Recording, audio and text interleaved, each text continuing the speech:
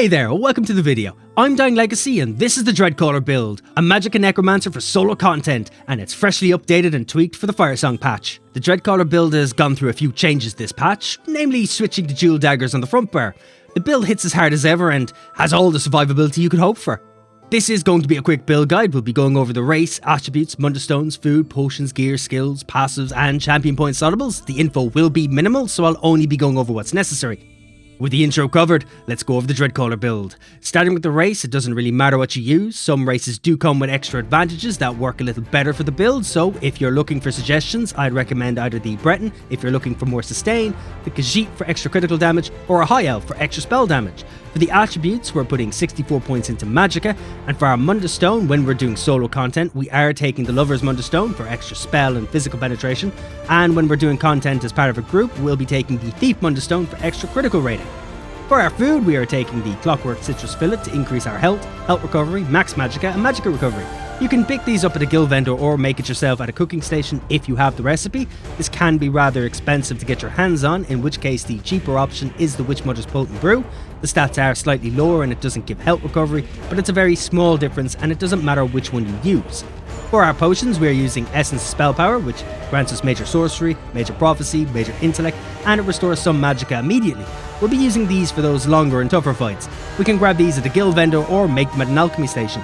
If you haven't got any on you at the time, you can always pop an Essence of Magicka instead. They will give us Major Intellect and restore some Magicka immediately. They might not be as useful as Spell Power potions, but they are better than nothing, and they do drop from almost every mob in Tamriel, so your bag will probably be full of them. Moving on to the gear now, we have the option to use a Maelstrom Inferno Staff and Pale Order Ring on the build. They aren't necessary by any means, and we have the options in their stead, which we'll go over first. We're using 6 light armor pieces on this build, and 1 medium piece, all with the Divine's trait and a Magicka enchant. For the jewellery, we're going with Bloodthirsty traits and the spell damage enchants. For our weapons, we are using dual daggers for our front bar, and on our main hand we'll be using a Nirnhoned with a fire enchant, and on our off hand we'll be using a charge trait with a poison enchant. For our back bar, we're taking an Inferno Staff with the infused trait and a weapon damage enchant. Moving on to the sets themselves though, starting with the body pieces, which are the chest, waist, hands, legs and feet. Our first choice is a trial set, and it's the Whirl of Depth set. This set is gotten from Dreadsail Reef, and on veteran difficulty you can get a perfected version, which adds extra critical chance to the set. It's a minor increase compared to the unperfected version, so it doesn't matter what version you use. The set itself gives us weapon and spell damage, minor slayer at all times, and our light attacks add a damage over time effect to our target that deals frost damage over 8 seconds. When the effect ends, a whirlpool is created under the target, doing frost damage for a further 6 seconds. If you haven't stepped into a trial or would rather use something else, I would suggest Calurian's Legacy, which is gotten from the DLC dungeon Fang Lair. Calurian's Legacy adds critical chance and weapon and spell damage, and when you deal critical damage with a light or heavy attack, you'll launch a projectile that can deal frost, flame, shock, or disease damage, and it will apply the respective status effect. You can also use the Order's Wrath set, which is a crafted set from the High Isle expansion. You can also buy it from a guild vendor. This set adds lots of critical chance, weapon and spell damage, and it also increases critical damage and healing by 8%. For our weapons and jewellery, we are going with the Pillar of Nirn set, which is gotten from the DLC dungeon Valkyrie Hold, which gives us max stamina, critical chance, and weapon and spell damage.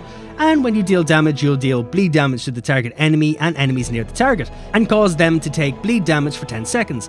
This effect can occur once every 10 seconds. For our monster sets, for our helm and shoulder slots, we can use the Iceheart set. The helm can be gotten from Direfrost Keep on Veteran and the shoulders from the Undaunted vendors. This set adds critical chance, and when we deal critical damage, we have a chance to gain a damage shield that also deals frost damage to nearby enemies. Another good choice is the Slimecraw set from Wayrest Sewers 1. Again, the helm from veteran difficulty and the shoulder from the Undaunted vendors. Slimecraw adds critical chance, and it gives us minor berserk at all times. Now for the Ring of the Pale Order, which is gotten from the Antiquity system. When using this, we will heal for 20% of all the damage we do. We can't be healed by anyone but ourselves, and the healing we do does decrease when we're in groups. The ring will take up a ring slot obviously, so we'll need to wear our jewellery set on either our shoulder or our helm. The slot doesn't really matter. We will lose our 2-set bonus from our monster set, but the Pale Order ring will make up for it. You can stick with Slimecraw for the 1-piece bonus, or you could also use the Magma Incarnate set. The head is found in the Dreadseller DLC dungeon on Veteran, and the shoulder from an Undaunted vendor. The Magma Incarnate's 1-set bonus will give us Magicka and stamina recovery. Lastly is the Maelstrom Inferno Staff, which is gotten from Maelstrom Arena, and we'll be using this on our back bar. There's a perfected version from veteran difficulty which adds extra offensive penetration. It doesn't matter which version we use, as we are more interested in the base effect, which increases the damage of our Wall of Elements. That's everything for the gear, and now it's time for the skills, starting with the front bar. First skill up is Skeletal Archer, more from Skeletal Mage, and found in the Gravelord skill line. This will summon a Skeletal Archer to attack the closest enemy every 2 seconds, dealing physical damage. Each time the Archer does damage, its next attack will deal 15% more damage than the last attack. This creates a corpse on death. We are also using Barb Trap, more from Trap Beast, and can be found in the Fighter's Guild skill line. The trap deals bleed damage and causes the enemy to bleed for 20 seconds and grant us minor force, and it can immobilize enemies for 2 seconds as well. Next up is Ricochet Skull, more from Flame Skull, which is found in the Gravelord skill line. This throws a skull that does flame damage, and every third cast does extra damage, and it bounces to other enemies. Our next skill is Stalking Blast Bones, morphed from Blast Bones and found in the Gravelord skill line. Summon a skeleton to jump at the enemy and explode, dealing flame damage.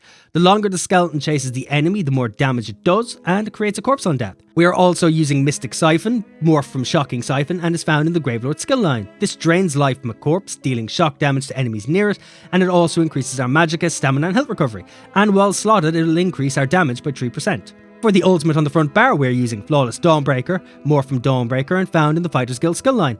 You'll deal physical damage to enemies in front of you and additional physical damage over 6 seconds, and after activating will increase our weapon and spell damage by 300 for 20 seconds. So that covers our front bar, so we're going to go on to the back bar next, starting with Unstable Wall of Fire, morphed from Wall of Elements and found in the Destruction Staff skill line.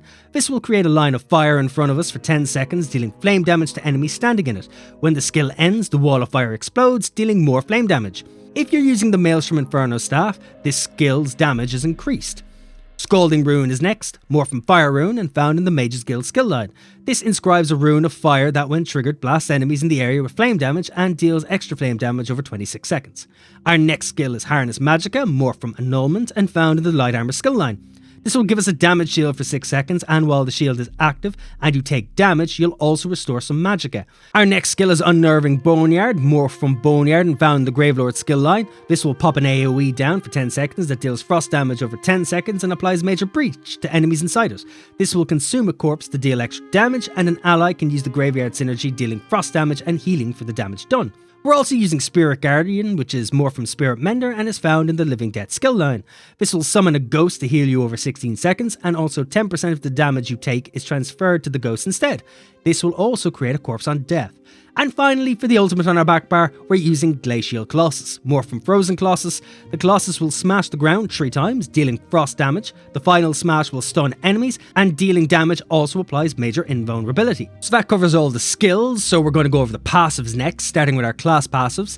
First up is the Gravelord skill line. We want to take everything in here, which includes reusable parts, Death Knell, Dismember and Rapid Rot. In the Bone Tyrant skill line, we'll only take Last Grasp. We're not using any skills from here to activate the other passives. And in the Living Death skill line, we'll be taking Curative Curse, Near Death Experience, Corpse Consumption and Undead Confederate. We're using Dual Daggers, so we'll take everything in the Dual Wield skill line. These are Slaughter, Dual Wield Expert, Control Fury, Ruffian and Twin Blade and Blunt. We're also using Destruction Staff, so we'll take everything in the Destruction Staff skill line. These are Tri-Focus, Penetrating Magic, Elemental Force, Ancient Knowledge and Destruction Expert. We're wearing 6 light armor pieces, so we'll take everything in the light armor skill line too, which are Grace, Evocation, Spell Warding, Prodigy and Concentration. We are wearing 1 medium armor piece, so we'll take everything in the medium armor skill line as well, which are Dexterity, Windwalker, Improved Sneak, Agility and Athletics. Next up is the guild passives. Starting with the Fighter's Guild skill line, we'll be taking Intimidating Presence, Slayer, Banish the Wicked and Skill Tracker. In the Mage's Guild skill line, we'll be taking Mage Adept, Everlasting Magic, Magicka Controller and Might of the Guild. And in the Undaunted passives, in here we'll be taking Undaunted Command and Undaunted Metal. This next one is optional, it can be found in the Assault skill line, and it is Continuous Attack. We only need 1 point in this to get Major Gallop. We get nothing extra for adding a 2nd point unless you plan on doing PvP in Cyrodiil or that. Moving on to the racial passives, these are very specific to your race. You will want to grab everything.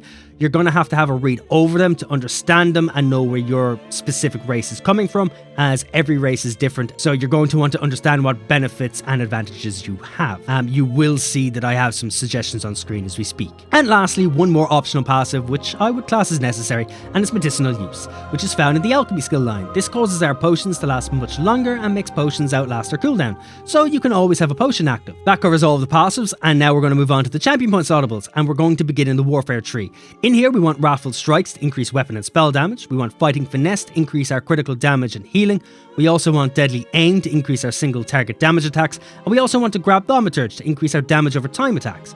In the fitness tree skill line, we want boundless vitality to increase our health. We are also taking fortify to increase our armor, as well as rejuvenation for increased sustain. And we'll also be taking siphoning spells to help get back magicka when we kill an enemy.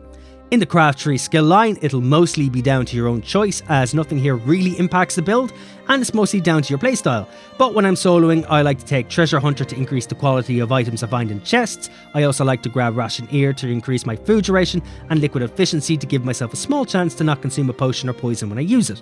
I also like to take Steed's Blessing to increase my out of combat movement speed to get around the map a bit quicker. Well, that covers everything for the champion points, and that's also everything for the Dreadcaller build.